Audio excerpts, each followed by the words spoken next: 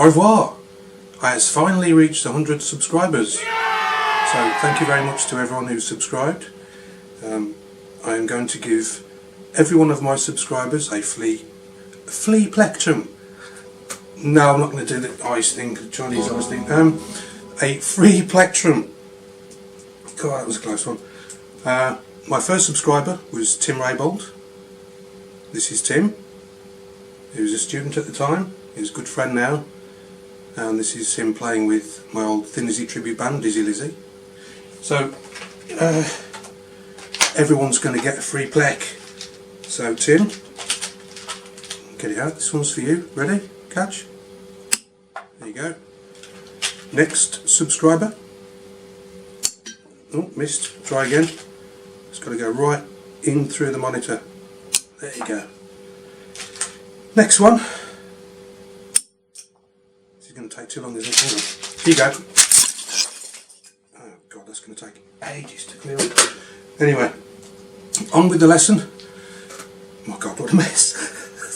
There's more than 100 there. Oh dear. So, what I would like to do today is to help you with your ear training, relative pitch, to recognise any note from the major scale. This should help people learning their intervals for the grade 3 RGT exam and upwards. So grade 3 upwards, you need to know the intervals by ear, every note from the major scale. So it'd be one of these. So what the examiner will do is he'll play you a root note. So he'll say this in the key of A, for example. He'll play a root note and he'll play one of the other notes in that scale, and you've got to identify the interval, i.e. a fifth, major third, second, etc. So what I usually do is to come up with a melody that I know, or a tune kind of thing, first two notes from a tune, and that way you can start to recognise it. Now we'll start from the beginning with the second and we'll work our way through, but I haven't got one for the second because it's not very melodic. So how I recognise a second interval, which is the second note in the scale, which is just that interval, to me it sounds like somebody's just started to play a scale and then couldn't be asked to play the rest. So you've got, so the scale,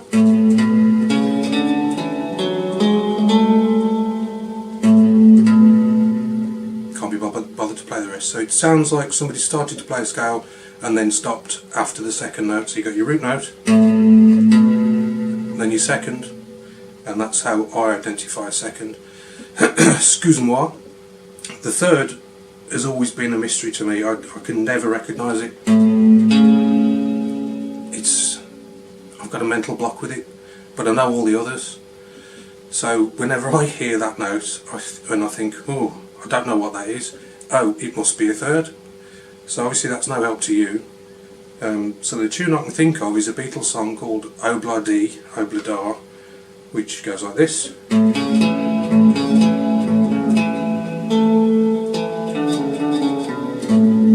So it's the second note from that tune.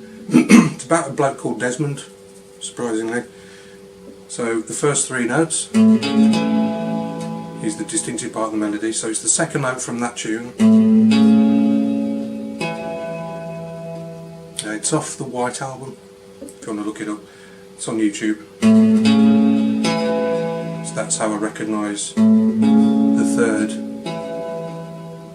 kind of, because I don't usually pick up on that one. So fourth, that to me sounds like the first two notes from the Wedding March. So when you hear that, you think, oh, it sounds like the Wedding March, then it's a fourth.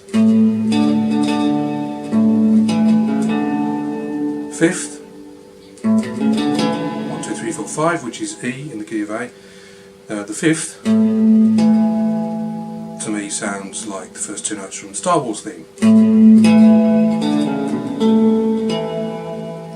So if you hear those two notes from the examiner and you think, oh, that sounds like the start to Star Wars, then it's a fifth.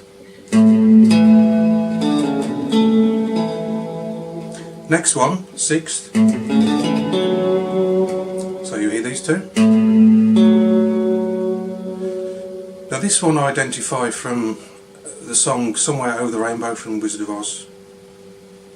But it's not the first two notes from the melody, it's a little bit further along. So if I play the melody from that,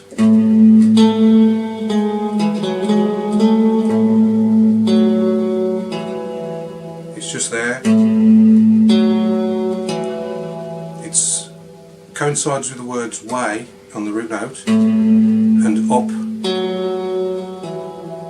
So those are the words that are being sung at that time. Way, up, sixth, down to a fifth. So that's how I recognise the sixth. So I always think that note will come next, and it's that later on melody from Somewhere Over the Rainbow. The next one I don't have a tune for either, but major seventh. It's the only one out of the whole lot that sounds discordant. So I play all the others. They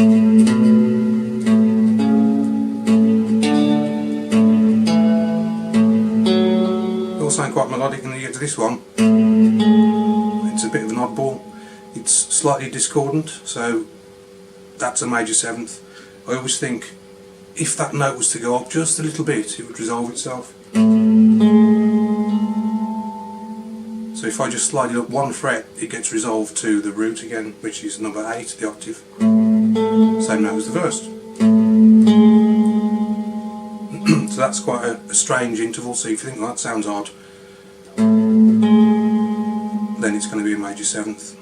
Or if, like me, you think if only that note would go up a little bit or by a fret, that's the note I want to hear, so that would be an octave. So it's one below, which is a major seventh. The octave is the first two notes from Somewhere Over the Rainbow. So that's your every note from the major scale associated with a tune or an idea, and see if that helps. There's websites you can go to where they give you training quizzes kind of thing, so you can select only notes from the major scale and it will give you a root note and then another note from the major scale, a bit like this, and it gives you options of which one it might be, and you click it and it tells you whether you're right or not. So I use that quite a lot. The link is there. Right. So that's it for today.